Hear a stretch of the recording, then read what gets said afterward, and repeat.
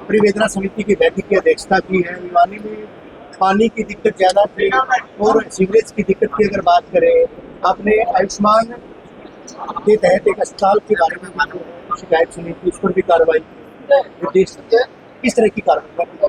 देखो, आज 14 कंप्लेंट आई थी, 9 को रिजॉल्व कर दिया गया है, 5 पेंडिंग है और जो 3-4 जो थी, जैसे आपने बात की आयुष्मान की, तो उसमें जो भी कंप्लेंट थी, परिवादी ने जो बोला उससे पता लगता है कि जो भी हॉस्पिटल से उन्होंने इलाज किया उसमें कुछ कमियां पाई गई हैं।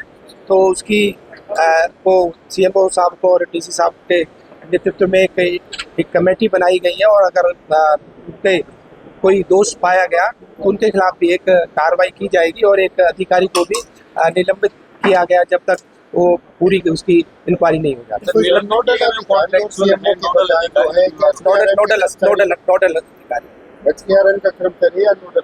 नोडल अधिकारी।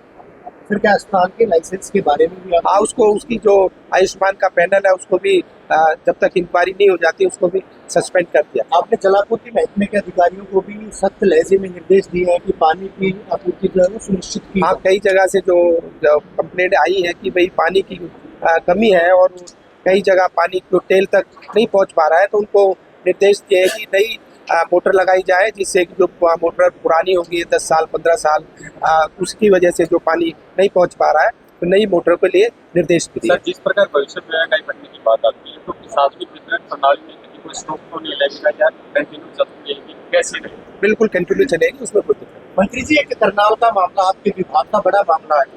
करनाल की जिले की कई चावल मिलों से सरकारी धान गायब है। कई सारी ऐसी मिल है जहाँ से सरकारी धान गायब है। सरकारी धान का रिकॉर्ड भी पूरा नहीं है, डीएफएससी रिपोर्ट को छिपा रहे हैं, इस तरह के आरोप लगाए। उसमें कई ऑफिसरों को निलंबित भी किया गया है और आगे जांच चल रही है। अगर कोई और उसमें दोषी पाया जाएगा उन पे भी कार्रवाई। गेहूं के 5000 कट्टे भी गायब है कुंजपुरा की मिल से। कुंजपुरा का जो वहाँ पर सेंटर बनाया, मैंने जैसे मैंने बताया, कई अधिकारियों को निलंबित भी किया गया और उनके ऊपर FIR भी की गई है और आगे भी कुछ अगर कुछ पाया जाएगा उन पे जांच। सर, आपके डिपार्टमेंट के सार्वजनिक वितरण प्रणाली का जो काम हो बेहतर करने के लिए क्या क्या नए प्रयोग किए जाते हैं? देखो, जैसे कि हमने एक डेट फिक्स कर दी है हर महीने की 10 तारीख। जो पहले होता था कि पूरे महीने में ही राशन डिपो होल्डर्स बांटते थे, अब हमने हर महीने की 10 तारीख तक, कि उससे पहले ही सभी उपभोक्ताओं को राशन दिया जाएगा, वो फिक्स कर दिया।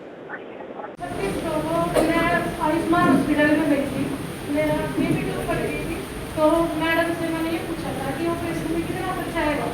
मैडम बोली आयुष्मान कार्ड से हो जाएगा, आपका कुछ भी नहीं लगेगा। मैंने फिर भी उनको ये बोला था कि आधा 1 घंटे का टाइम दे दो मैम, मेरे को फिर भी चाहे कुछ ना लगे, मेरे को थोड़े पैसे तो पास में चाहिए।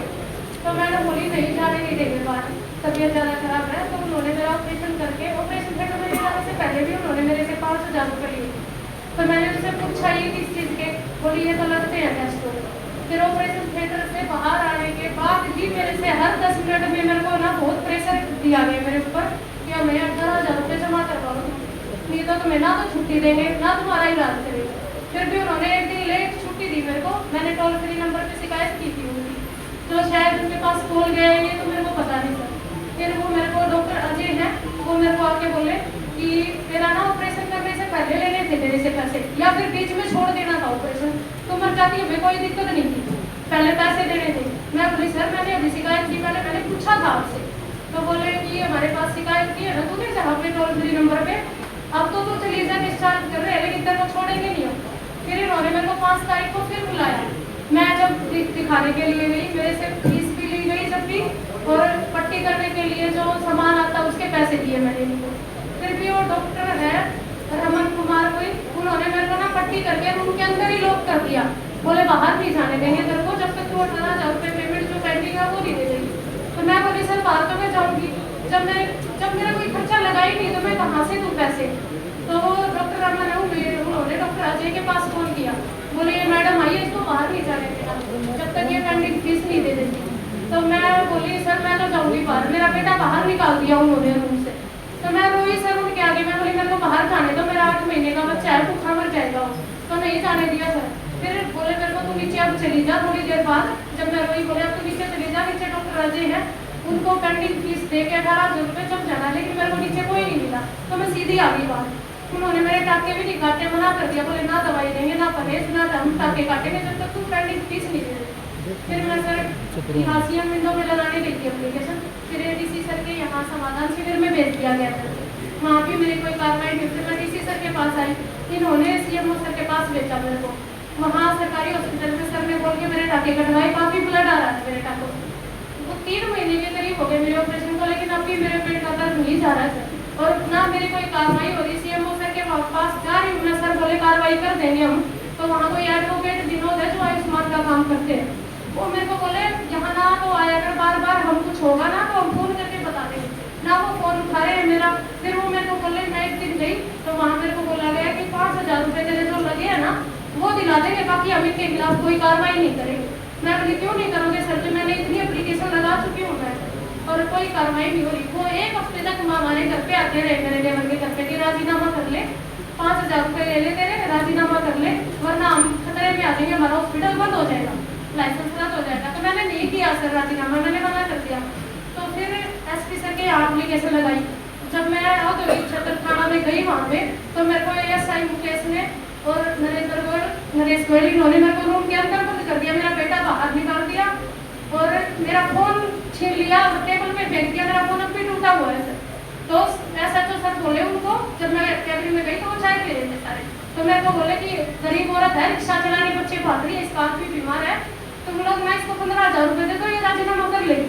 मैं बोली सर मैं नहीं करूँगी, मेरे को 15,000 नहीं चाहिए, मेरे साथ बहुत गलत हुआ है, मैं कितनी परेशान हुई हूँ, अभी तक पेट में दर्द है, मेरे बच्चे छोटे छोटे हैं, मैं बहुत परेशान हो रही हूँ। तो सर बोले कुछ नहीं, कहाँ चक्कर लगाएगी, कोई कार्रवाई नहीं होगी तेरी, तो सिर्फ 15,000 रुपये लेने कर ले चलवा। फिर वो राजीनामा कर। फिर मैं दोबारा एसपी सर के पास आई कि मेरे को जान से बाहर। उन्होंने बोला कि तेरे हस्बैंड ना अभी कहते मेरे ताऊ जी के लड़के के पास काम करते हैं, या तो वो नहीं बचेगा या राजीनामा लगाई। फिर एसपी सर ने भी उनको बोला अच्छे से कि कार्रवाई होनी चाहिए, ऐसे कैसे धमकी दे रहे हो तुम लोग।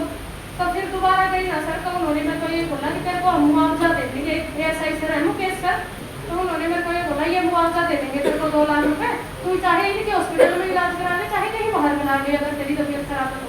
तो बोले राजीनामा के पेपर पे साइन कर दे।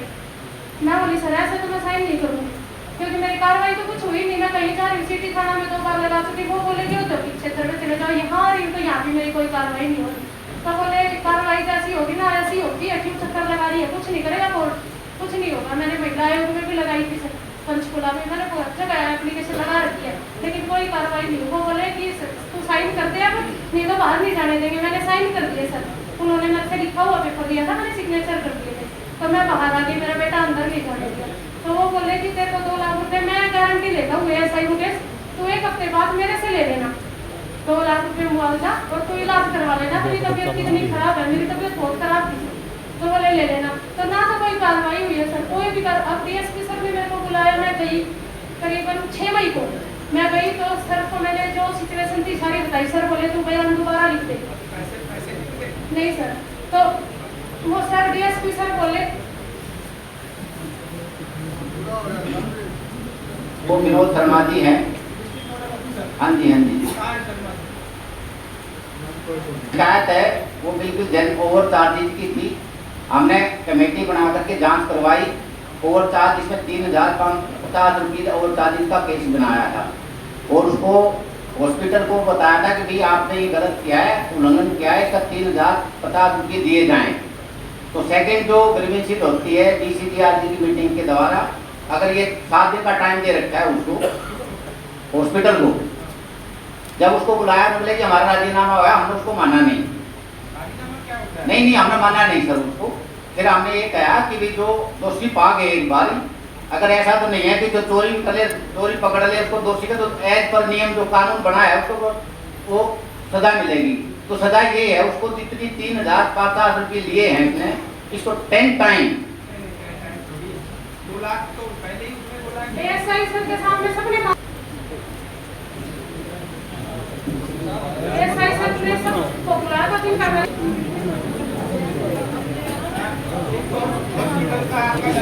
कैंसिल कर दो आज, ठीक है जब तक इंक्वायरी कर दिया कैंसिल। और जो नोडल ऑफिसर कौन है वो?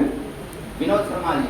उसको सस्पेंड कर दो। ठीक है कि भाई ये ऐसे गलत कर दो उसकी ये क्या नाम उसकी वो हॉस्पिटल की जब तक इंक्वायरी पेंडिंग है। और वो मुकेश कौन है, कहाँ है मुकेश? सही है, मुकेश से बात हुई है क्या इसका? और ये जब तक ये नहीं होता उसकी सस्पेंशन रहेगी और हॉस्पिटल को भी वो कर दो। ठीक है, सारे हॉस्पिटल भी चेक कर लो आयुष्मान से कितनी पेमेंट करने के बाद ही और 4-3,000 भी एक्स्ट्रा हुए जांच में सिद्ध हो चुका कर ली। कितनी पेमेंट हुई है उसकी? कितना हुआ है? 15,000 हुई है। हाँ? 15,000 हुई पेमेंट। उसमें जो पैनल में जितने फिक्स होते हैं और चार्ज एक कमेटी बना दो इसकी डीसी एडीसी एडीसी सीएमओ और इनमें से भी ले लो एक दो लेडी ले लो। देखो पता कौन है? एक ले लो इनमें से, देखो दोनों को ले लो जी। चलो दो ले लो रिक्वेस्ट है सर, दो ले लो। और जो भी है इसकी भी एक्शन लो। ये इस तरह से तो गलत बात है।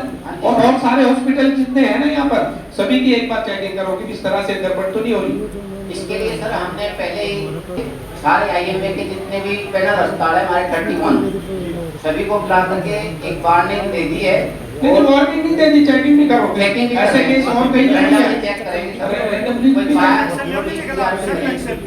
सख्त एक्शन लिया जाए कि वार्निंग तक में को नहीं हो रही। आप वार्निंग नहीं है, एक्शन भी लो। वार्निंग नहीं करते क्या? आप रेगुलर चेकिंग करो ना, रेगुलर चेकिंग करो। ठीक है चेकिंग की जाए और उनका ध्यान किया जाए। रेगुलर चेकिंग करो। चलो